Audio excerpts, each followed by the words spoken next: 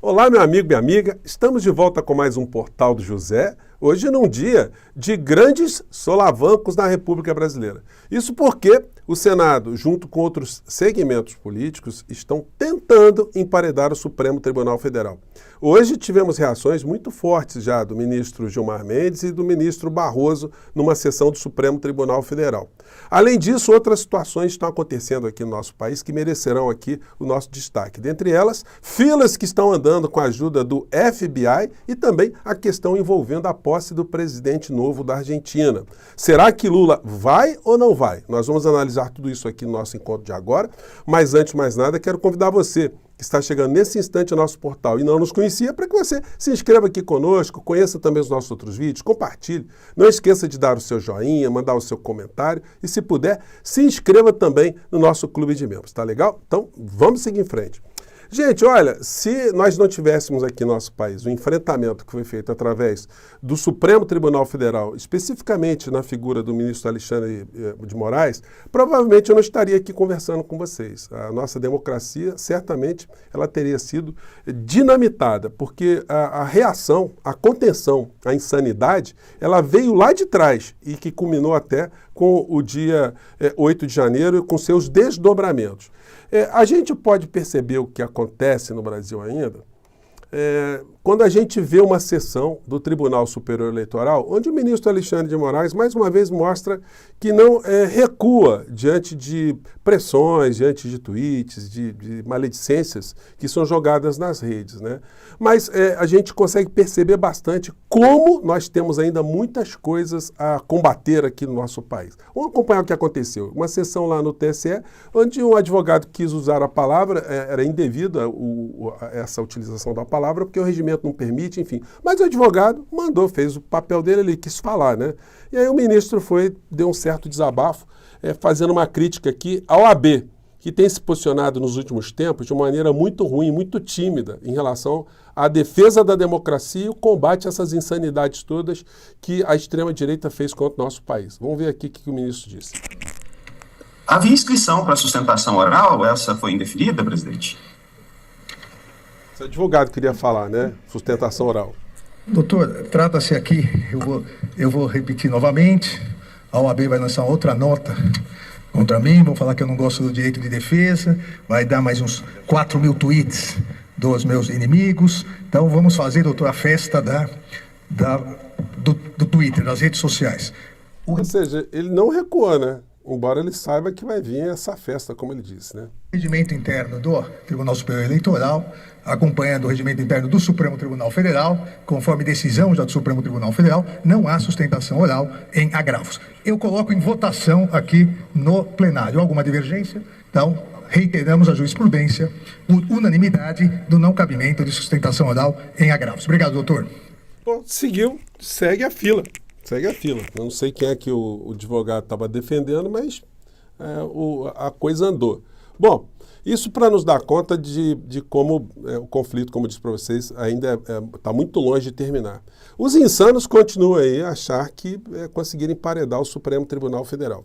Como eu disse para vocês também, o ministro Gilmar Mendes e o ministro Barroso já sinalizaram que esse tipo de emenda constitucional, ela é inconstitucional. Assim que for demandada que alguém levantar se é constitucional ou não, vai bater lá no Supremo Tribunal Federal, que vai decidir aquilo que está no artigo 60, parágrafo 4º da Constituição, que diz que não será objeto de deliberação a proposta de emenda tendente a abolir, inciso 3º, a separação de poderes. Então, provavelmente ela vai cair mais cedo ou mais tarde, talvez mais cedo do que a vã filosofia possa imaginar. E essas figuras aqui que eu mostrei para vocês, como o senador da SWAT, que estão ali, várias figuras, né, com muitos crimes para responderem, eles vão ter o menor benefício.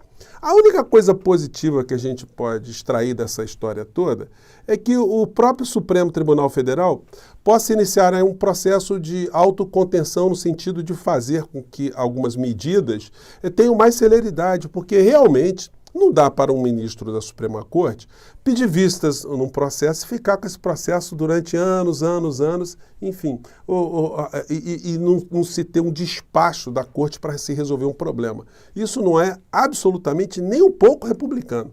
Então, mas alguns sinais já começam a ser tomados pelo próprio Supremo Tribunal Federal em relação a decisões colegiadas, enfim, quase tudo isso que foi votado na PEC, número 8, o Supremo já tinha regulamentado no seu regimento interno. Então, enfim, que essa gente da direita não lê os próprios projetos de emenda constitucional, daí eles ficam cometendo as maluquices e insanidades nas redes, né? Bom, hoje, enquanto nós estamos falando da tensão que nós vivenciamos aqui no Brasil, um coronel foi julgado pelo Superior Tribunal Militar e foi condenado à prisão. Mas é muito pequena a prisão, enfim, ele só vai ganhar o carimbo ali de condenado. Vai virar um criminoso formal para a Justiça Militar, sem prejuízo do julgamento que ele também está sujeito no Supremo Tribunal Federal pelo dia 8 de janeiro. Uma característica que eu já comentei aqui muitas vezes com vocês é a covardia desses extremistas que pousam de valentes, falam, esbravejam, né? Mas na hora que estão ali no cantinho, eles viram gatinhos gordos, castrados, né? E se acovardam, né? Negam aquilo que disseram, que estavam nervosos, estavam medicados, não é bem isso, foram mal interpretados, enfim. É o que fez esse coronel aqui, que pediu milhares de desculpas, né? Mas no dia 8, que ele estava achando que ia ter um golpe, ele inclusive levou a esposa, né, para participar desse momento golpista, né? Ele estava cuspindo marimbondo. Gente, desculpem os palavrões aqui que a criatura dirá, tá? Mas isso para dar uma noção, o que foi que nós enfrentamos aqui no nosso país, né? As criaturas estão aí, mas nenhum deles confessam, né? Vamos lá. Filha da puta! Alto comando do caralho! Bando de filha da puta! Olha aqui o povo! Minha esposa! Seus filhos da puta! Vanguardeiros! Filha da puta! Exército é o caralho! Esse nosso exército é um merda! É bolsonarista típico, tá?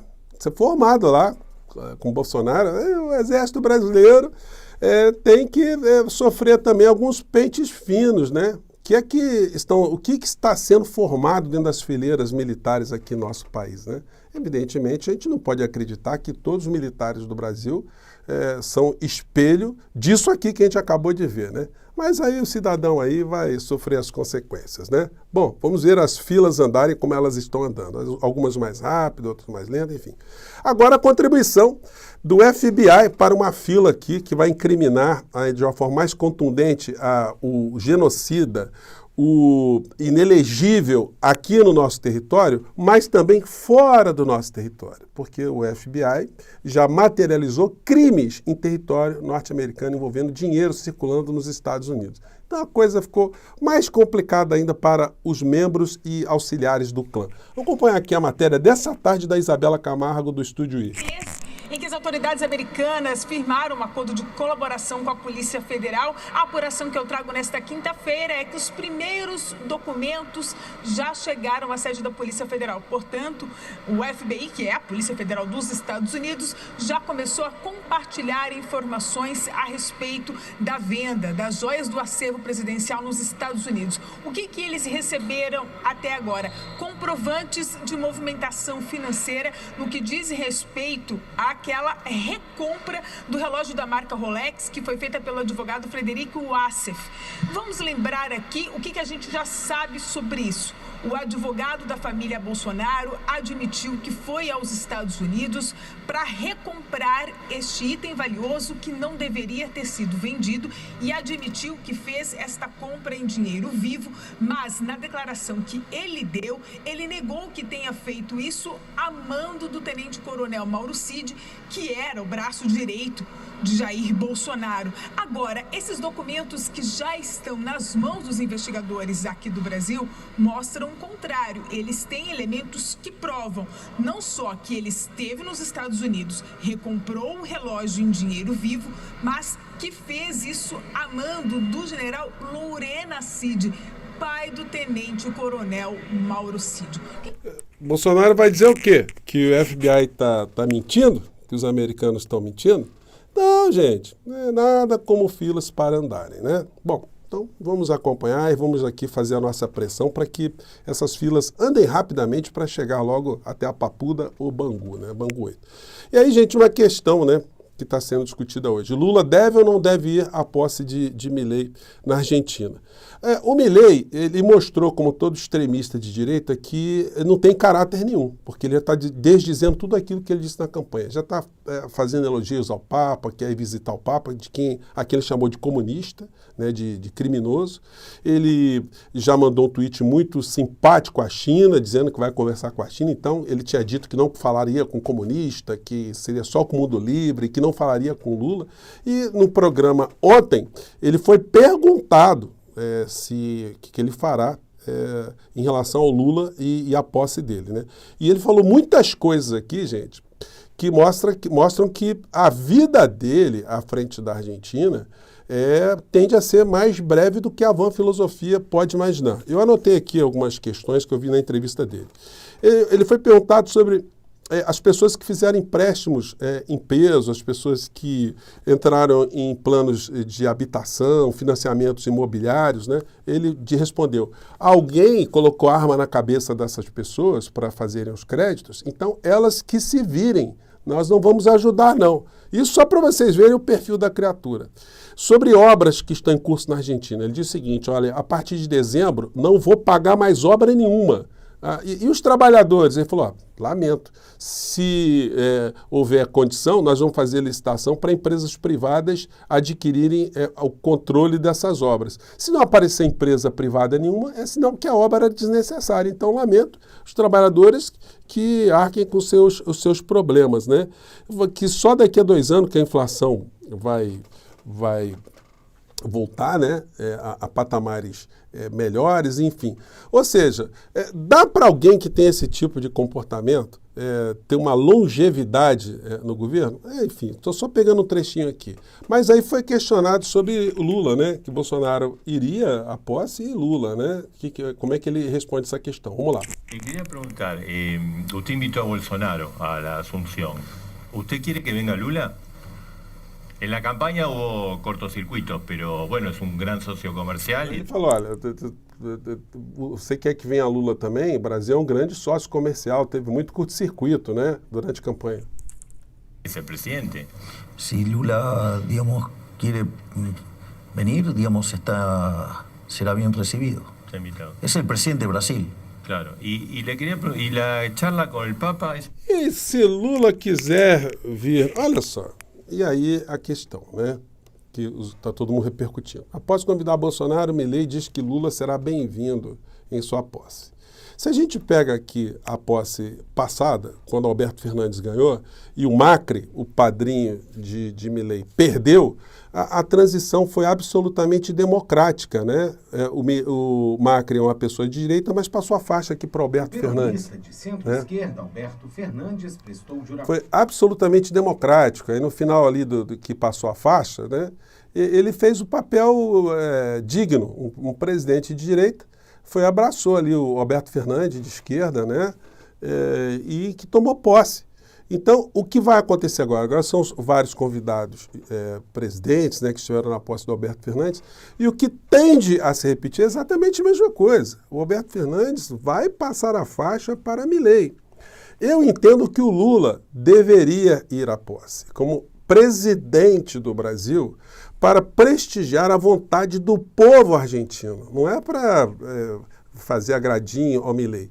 Isso iria criar algumas situações aqui, eu gostaria que vocês refletissem sobre isso, né? Em primeiro lugar, o local reservado às autoridades seria preenchido pelo presidente Lula, talvez por uma outra autoridade, outra aqui, fosse com o presidente Lula para essa cerimônia. E tem uma outra coisa também, né?